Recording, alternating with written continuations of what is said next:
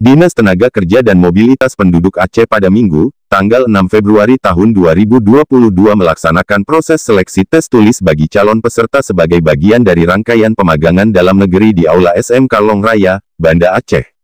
Program pemagangan dalam negeri ini merupakan upaya pemerintah Aceh dalam mengurangi angka pengangguran di Aceh dan juga mendekatkan para pencari kerja di Aceh dengan industri sesuai dengan kebutuhan akan SDM di industri itu sendiri, dengan harapan kapasitas dan kapabilitas para peserta yang lulus dan mengikuti program ini nantinya dapat dimanfaatkan secara langsung oleh industri. Demikian papar Kadisnaker Mobduk Aceh Akmil Hussein yang didampingi Kabid Pelatihan Kerja dan Penempatan Tenaga Kerja pada pembukaan seleksi tes tulis calon peserta program pemagangan berbasis dunia usaha dunia industri.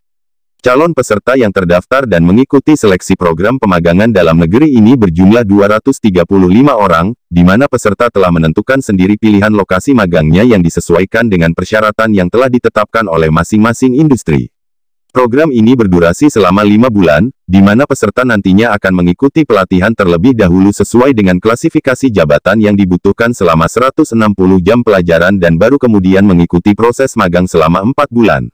Peserta yang berhasil melewati tes tulis ini, nantinya akan melalui satu tahapan lagi yaitu interview langsung bersama pengusaha tempat mereka akan dimagangkan. Pelaksanaan seleksi tes tulis calon peserta program pemagangan dalam negeri ini dilaksanakan oleh pemerintah Aceh melalui Disnaker Mobduk Aceh bersama Mitra Kerja FKJP Forum Komunikasi Jejaring Pemagangan Aceh.